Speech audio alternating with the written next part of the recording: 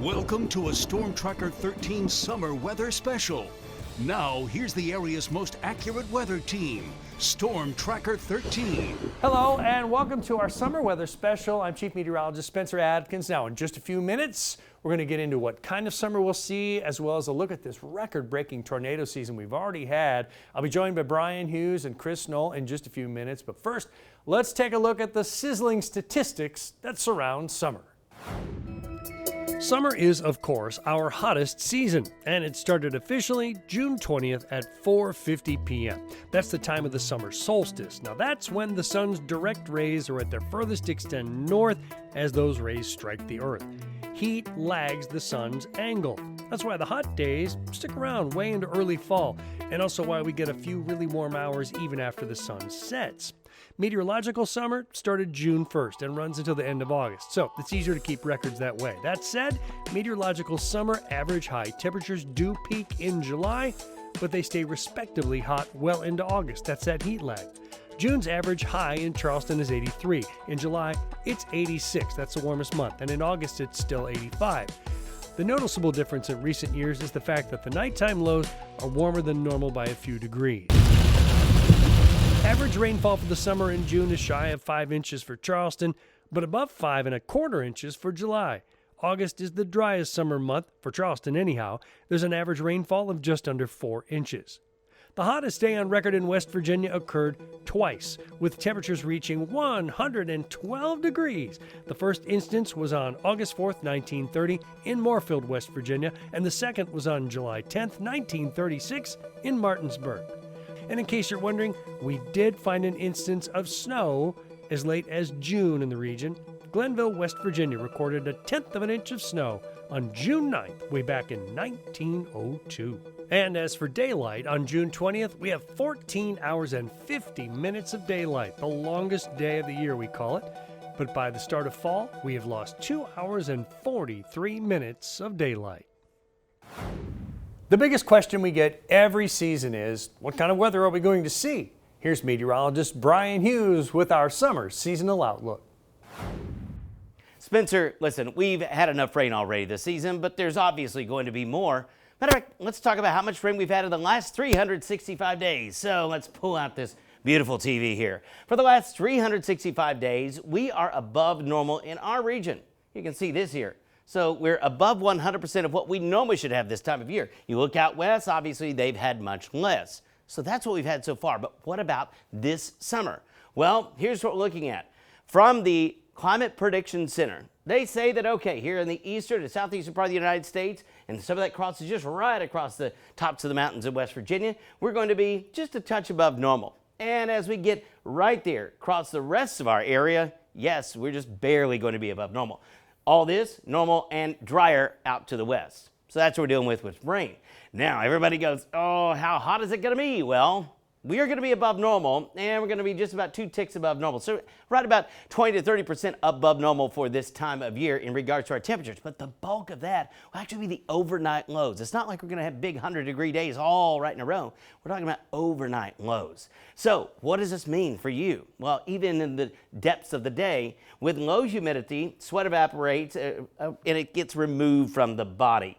But dry air allows us to dry off. Takes the moisture, wicks it away. When we have high humidity, moisture limits evaporation, which means it makes us uncomfortable. So with that being said, heat exhaustion safety. Here's what you need to know. Never leave pets and kids inside a parked vehicle. That's obvious, but it still happens. Drink water, stay hydrated, reduce strenuous activities. I mean, we can't work, it just takes some frequent breaks. Find shade, stay in the AC, and wear lightweight and light-colored clothing. So this is what you need to know about our summer seasonal outlook. The biggest tornado day in our area's recorded history was on April 2nd of this year, when all 3 of our states experienced 17 tornadoes in that day alone. Brian and Spencer were on air that morning, and they walk us back through the most historic tornado event in this region's history. So somewhere around 8, 9 o'clock, we start seeing some storms out to the west, and then it starts evolving into this, and I believe it was about 9:30, 10.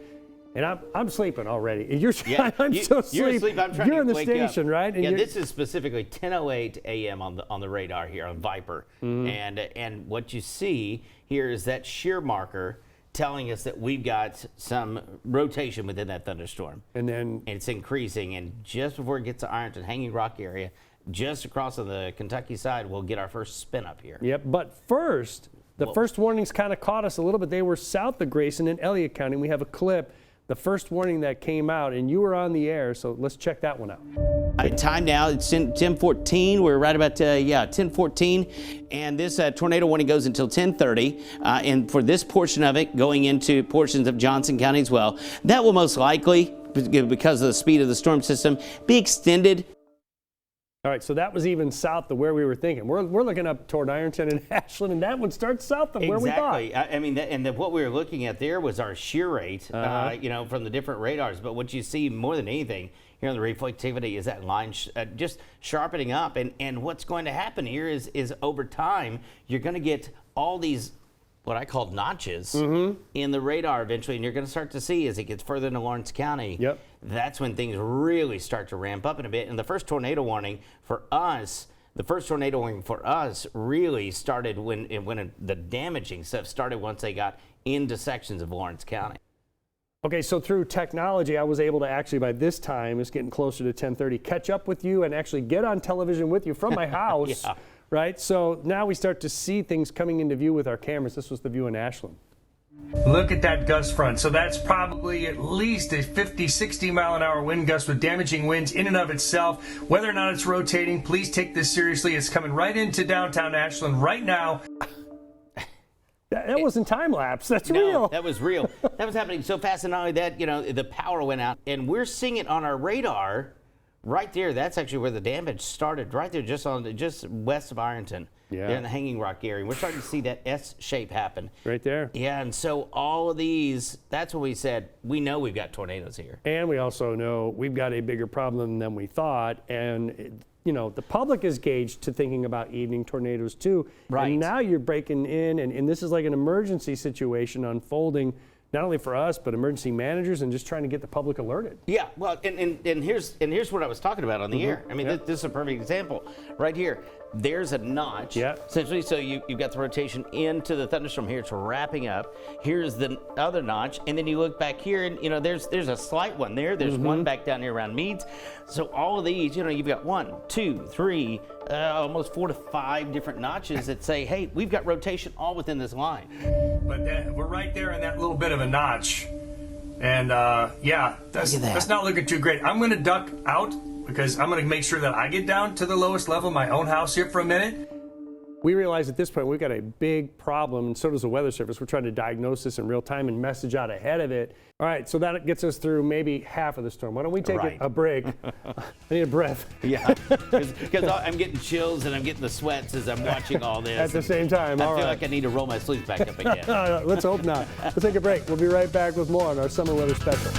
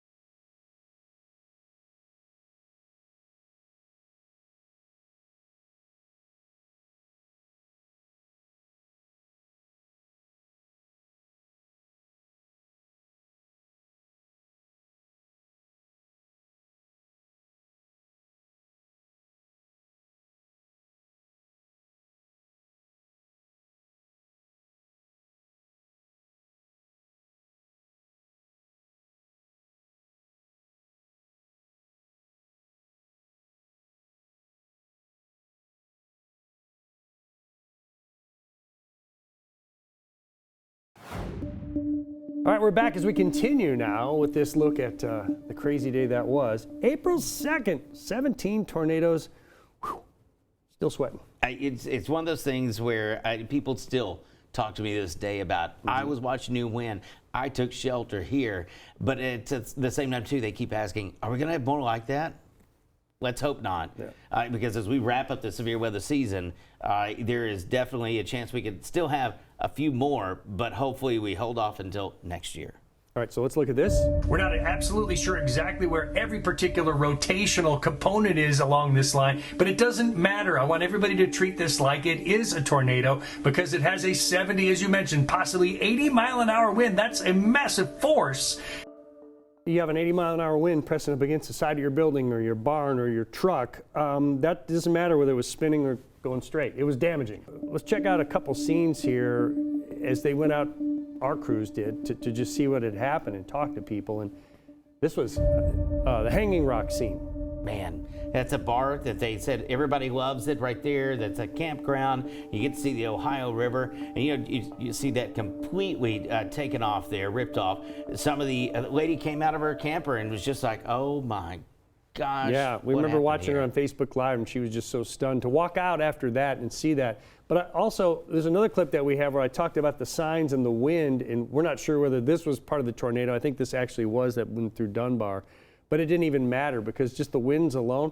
Check this out. Probably the luckiest person on the day. This was in Dunbar. I actually spoke with the driver, and he told me that he was in this car on a smoke break 15 minutes before this happened, so there is no injuries, but this is going to be a massive cleanup, as you can see. Look at that. It just grabbed that sign and pulled it right out of the ground, and the gentleman had been in the car and just got out of the car. So lucky. You know, smoking's not good for your health. There's no doubt about that. But man, that guy was glad he finished that cigarette soon enough to get out of there. And the next thing you know, it destroys his car. Let's show you one that was declared not a tornado. But look at this damage in Proctorville. That was a school. Wow. The school. And it's going to be tougher to even open in the fall. Right. Most likely not. Right. Now, the hallway seemed to do pretty good there. By the way, if you're ever in a school, you don't want to go to the gymnasium. Right. Do not go to the gymnasium. Yeah. Let's just hope we don't have another one like that anytime soon. Anytime soon, please. But we'll be ready for it if we sure are. will. All right. One of the newest tools that we have and the National Weather Service are drones. Now, they've been flying for a while, but now the National Weather Service is using them to survey damage, to see the difference between tornado damage and also straight line wind damage, because there's a big difference. Our Chris Knoll has the story. With drones becoming more commonplace, the National Weather Service has started elevating the way they conduct their damage surveys. A lot of agencies have them, so whenever we can get a hold of one, a local agency has one, then we'll ask for that to be flown to get us some survey information to help us with rating tornadoes or even finding out if it is a tornado or not. But what in particular are the National Weather Service looking for when conducting damage surveys? Typically with a microburst, the tree pattern is the most telling, and trees will be pushed down in one direction and you'll see divergence in the way the trees are laying. With a tornado, usually you'll see a circulation pattern in the trees or in the debris. If they're really moving really fast, sometimes you don't see that, but you'll see the trees are crossing each other. There's convergence in the tree pattern. So it's that simple. I mean, sometimes it's very hard to see unless you're above it, and that's what we look for. And it's not just aerial views. Drones are increasing the quality of our damage surveys. Traditionally, our tornado surveys have been done at the ground, and so we're limited by the road network and where we can actually physically drive to. Drones are game changers because we can pop those drones up, we can get an aerial view of what's going on. With the April 2nd tornadoes, they were really helpful because those tornadoes were moving at such a fast pace that from the ground damage, it looked like straight line wind damage in a lot of places. But once we got a drone above it and could look down over it from an aerial view, then you can kind of see circulations or even a convergence in the damage pattern that was very difficult to see from the ground. One tornado in particular, the Hanging Rock tornado, I at first called it a microburst, a straight line wind damage, just because we didn't have a drone footage. And then when I that became available, looked back over it and thought, oh, okay, there's convergence here. I can definitely see this was a tornado. You know, before drones, I don't know that we would have had that ability, and would have probably just called them straight line wind damage based on that. With the use of drones, the National Weather Service was able to classify more storms as tornadoes than they were in the past. I always say if a tornado touches down in the middle of the woods and nobody's around to see it or hear it, does a tornado really happen? It does, we just don't know about it. The April 2nd storm outbreak is fresh on everyone's minds. Here are some of the biggest takeaways from the National Weather Service. It's incredible to think about. We had 17 tornadoes in a matter of, less than 12 hours, and most of those occurred in 2 hours. And up until that time, we had only, I think the previous record was 11 in a calendar year. We probably diagnosed more tornadoes because of the drone footage than we would have in the past, but still, it's just amazing, how many we did get in that day. The second takeaway is the fact that we had a couple of injuries, and some of them, one of them in particular was pretty bad, but could have been a lot worse. We're really fortunate we didn't get lost alive with those tornadoes, and I think the warning system worked pretty well that day. In the ever-advancing weather ecosystem, we're always looking for ways to improve forecasting and observing the weather. Well, those drones can really help detail the kind of damage that we see after storms, and we've certainly seen our share. Now, in just a minute, we'll give you some pointers on how you can get help if you have had storm damage or prepare ahead for other storms. Plus, we're going to look ahead to the hurricane season. Looks like it'll be pretty active. We'll have the latest coming right up.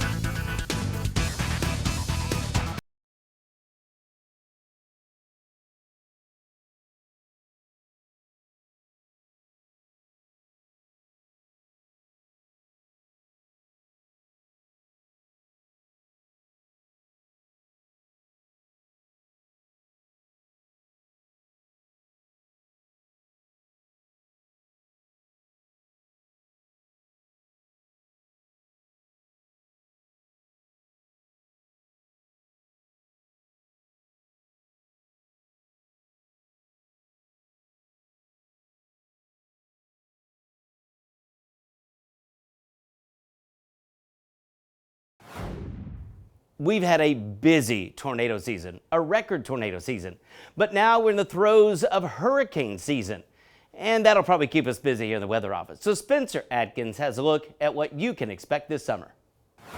The official NOAA outlook for the 2024 hurricane season, running from June 1st to November 30th, predicts an 85% chance of above normal hurricane activity. There's just a 10% chance of near normal conditions and a slim 5% chance of a below normal season. So here's what that means. NOAA expects between 17 to 25 named storms, and that's winds of 39 miles per hour or higher. Out of those, 8 to 13 could become hurricanes. That means winds of 74 miles an hour or more. And 4 to 7 of those could be major hurricanes hitting Category 3 or higher. That's winds over 111 miles per hour. They're pretty confident about these predictions too, with a 70% confidence level. Why such an active season? It's a mix of things, as El Nino is winding down again, changing over to La Nina conditions, which tends to reduce wind shear and promote hurricane activity. Very warm ocean waters in the Atlantic and Caribbean also provide more energy for the storms to grow. Additionally, a potentially stronger West African monsoon could bring waves that seed some of the most powerful storms. The biggest risks to our area would be from either the rains that come in from any direction with storm remnants, or if a storm hustles inland, the winds can hold up sometimes and do damage, especially in the higher terrain of the area. If you have property damage from severe storms, it's probably a little too late to repair, let's be honest. But experts say it's that picture beforehand, surveying the property. So we sent Crystal out to talk with those experts about what you need to know about preparing for the storm and your property. After severe weather strikes, many people are at a loss on where they can go to get help.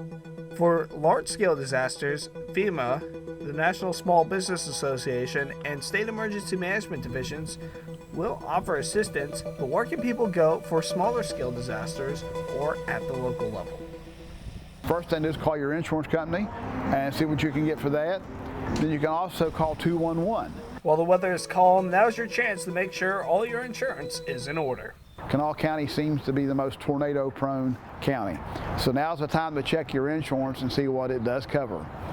Flood insurance is a separate policy. Just because you have homeowners insurance, you need to check and see if you have that separate policy for flood insurance. Again, 211 may help some of the charity groups to come out and help clean your home up if you don't have insurance. Now what we find is most people do not have flood insurance. While the weather is calm, now is your time to prepare for the next event. And remember, there's always people out there to help. Well, we still have some more to talk about, including flooding and river levels. We have some new tools for you that could be very handy to stay safe when the flooding rains come. We'll have more right after this break.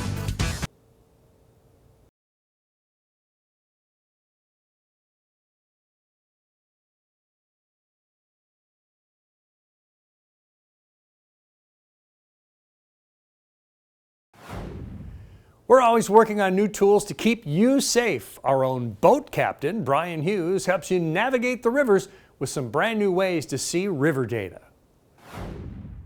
Thanks, Spencer. I can tell you this, we're going to show this map a lot. It's new to us and it's going to be new to you. But all these green dots here on the map around all our area rivers are locations where we're measuring what's happening with the rivers and also some of the creeks and streams.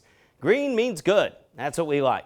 But a lot of times you have seen this right here, the river forecast. Well, the National Weather Service is no longer producing these graphs. They're doing it, but it's kind of in a weird form. We're going to do this on our website now. So you can see all the river levels, for instance, on the Southside Bridge for the Kanawha River, or you can get all of the Ohio River all the way from just near Pittsburgh back down to Portsmouth.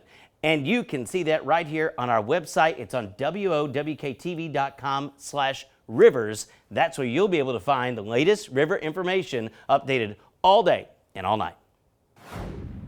Of course, our favorite tool for you to have is the Storm Tracker 13 app. It's just loaded with everything you need. Here's a code. You can just point your phone camera right there and tap the little link, and that'll take you there for the download. We want you to have it. Please enable your notifications and your location services, and you'll get alerts no matter where you are with storms in the USA. Well, we hope that the tornadoes are dying down, the hurricanes won't ramp up, and that you're going to stay cool this summer. But if weather ever does get ugly in this area, we'll be here to keep you ahead of the storm. For Chris and for Brian, I'm Chief Meteorologist Spencer Adkins. We hope you have a great summer and stay safe.